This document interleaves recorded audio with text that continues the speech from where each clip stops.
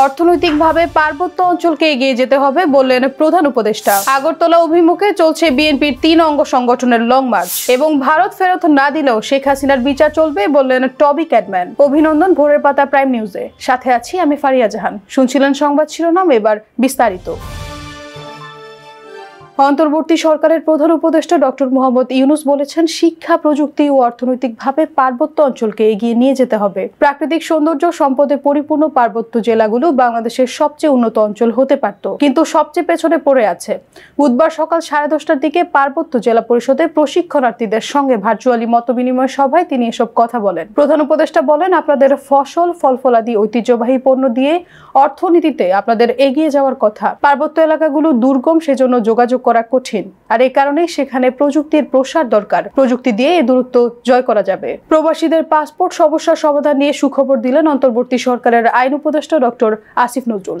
বুধবার দুপুরে নিজের ভেরিফাইড ফেসবুক পেজে ভিডিও বার্তায় তিনি বলেন, 15 ডিসেম্বর থেকে প্রবাসীরা এমআরপি পাসপোর্ট পাওয়া শুরু করবেন। প্রবাসীদের উদ্দেশ্যে আসিফ নজরুল বলেন, আপনাদের পাসপোর্টে খুবই সমস্যা হচ্ছে আমরা জানি। এমআরপি পাসপোর্টে 15 ডিসেম্বর থেকে আপনারা এমআরপি পাসপোর্ট পাওয়া শুরু করবেন।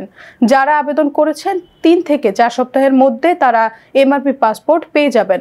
পাসপোর্ট প্রাপ্তিতে সৌদি ও মালয়েশিয়ায় অগ্রাধিকার দেওয়ার কথা জানিয়ে আইন উপদেষ্টা বলেন, প্রথম প্রায়োরিটি দেওয়া হবে সৌদি আরব ও মালয়েশিয়াতে। এরপর যেসব কান্ট্রিতে ডিমান্ড বেশি তাদের ক্ষেত্রে প্রায়োরিটি দিয়ে সমস্যাটা 3 থেকে 4 সপ্তাহের মধ্যে সমাধান করা হবে। এত পরিমাণ এমআরপি পাসপোর্ট ছাপানো হচ্ছে যে ইনশাল্লাহ আগামী 2-3 বছরে এই সমস্যা আর হবে না।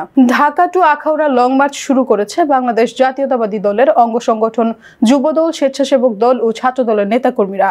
বিস্তারিত থাকছে ডেস্ক রিপোর্টে। Dhaka to Akhaura long march শুরু করেছে বাংলাদেশ জাতীয়তাবাদী দলের অঙ্গ সংগঠন, যুবদল, স্বেচ্ছাসেবক দল ও ছাত্র দলের নেতাকর্মীরা। বুধবার সকাল 9টায় ভারতীয় আগ্রাসন প্রতিবাদে রাজধানীর নয়াপল্টনে বিএনপির কেন্দ্রীয় কার্যালয়ের সামনে থেকে এই লং মার্চ শুরু হয়। লং মার্চের উদ্বোধন করেন বিএনপির সিনিয়র যুগ্ম মহাসচিব রুহুল কবির রিজভী।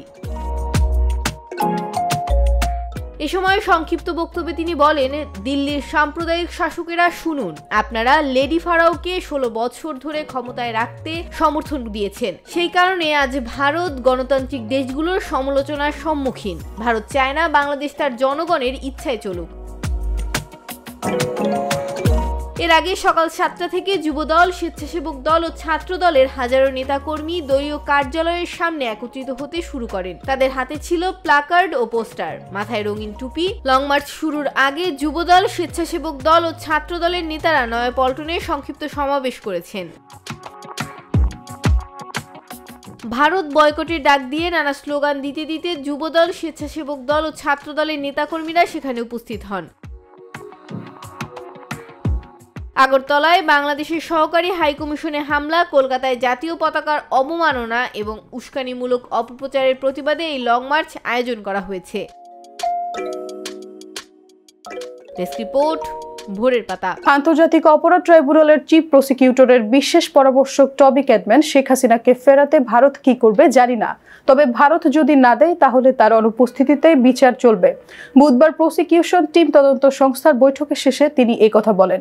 টবি ক্যাডম্যান বলেন, জুলাই-আগস্ট গণহত্যার বিচারে আন্তর্জাতিক মান মেনে চলা হচ্ছে। ট্রাইব্যুনালের 2-1টি ধারা আলোচনার মাধ্যমে সংশোধন করা যেতে পারে। গণহত্যার বিচার নিয়ে আন্তর্জাতিক আদালতে যাওয়ার সুযোগ রয়েছে। এর আগে সকাল 9টার দিকে আন্তর্জাতিক অপরাধ ট্রাইব্যুনালে আসেন চিফ প্রসিকিউটরের বিশেষ পরামর্শক, আন্তর্জাতিক অপরাধ আইন বিশেষজ্ঞ টবি ক্যাডম্যান। পরে জুলাই-আগস্ট গণহত্যার বিচার প্রক্রিয়া নিয়ে ট্রাইব্যুনালের চিফ প্রসিকিউটর ও তদন্ত সংস্থার কর্মকর্তাদের সঙ্গে বৈঠক করেন। এবার আন্তর্জাতিক সংবাদ।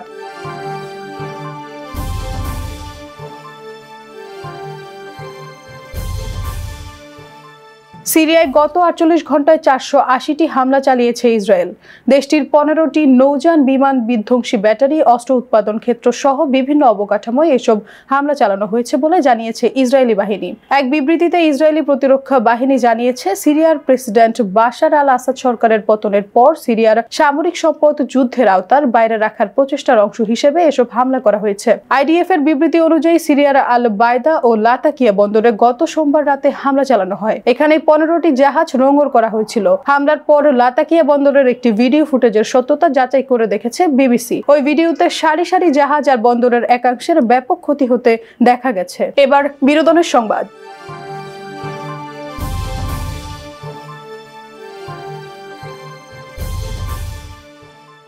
ঢাকায় সিনেমার চিত্রনায়িকা পূজা চেরি ক্যারিয়ারের প্রথম থেকেই দারুণ সব সিনেমা উপহার দিয়ে অল্প সময়ে দর্শকদের মন জয় করে নিয়েছেন।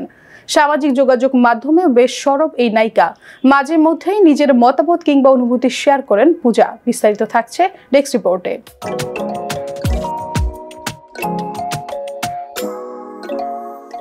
ঢাকাই সিনেমার চিত্রনায়িকা পূজা চেরি ক্যারিয়ারের প্রথম থেকে দারুণ সব সিনেমা উপহার দিয়ে অল্প সময়ে দর্শকদের মন জয় করে নিয়েছেন। সামাজিক যোগাযোগ মাধ্যমেও বেশ সরব এই নায়িকা। মাঝে মধ্যেই নিজের মতামত কিংবা অনুভূতি শেয়ার করেন পূজা।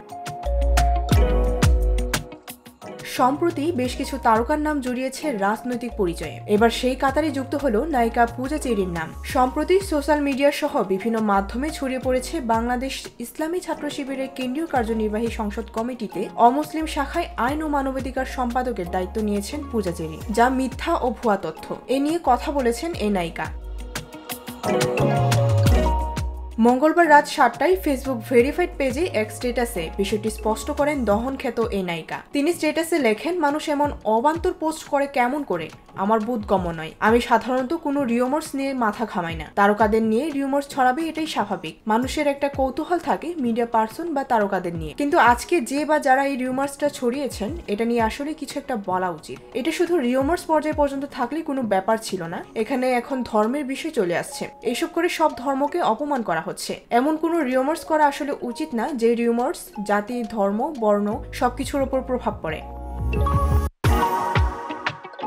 সর্বশেষে এই নায়িকা উল্লেখ করে বলেন, আমি একজন অভিনয় শিল্পী, বাংলা চলচ্চিত্রকে ভালোবাসি, এটাই আমার প্রফেশনের জায়গা। আমি সবসময় এই প্রফেশনকে রেসপেক্ট করি এবং উপভোগ করি। এই প্রফেশনের বাইরে আমি কোনো রাজনৈতিক প্রফেশনের সঙ্গে যুক্ত নই। ডেস্ক রিপোর্ট, ভোরের পাতা। এবার খেলাধুলা সংবাদ। বিশ্বের দীর্ঘতম সমুদ্র সৈকত কক্সবাজারে এবার দেখা মিলল আইসিসি চ্যাম্পিয়ন্স ট্রফির। বুধবার সকাল 9:30টায় লাভলি পয়েন্টের একটি তারকাবারের রেস্টুরেন্টের সাম্পানে ফটো সেশনের মাধ্যমে প্রথমবারের মতো জনসম্মুখে আনা হয় এই ট্রফি। সাগর পাড়ের ঐতিহ্যবাহী সাম্পানের উপর চ্যাম্পিয়ন্স ট্রফি স্থাপন করে আইসিসি প্রতিনিধি দল ছবি ও ভিডিও ধারণ করেন। এ সময় নিরাপত্তা ব্যবস্থা ছিল অত্যন্ত কড়া।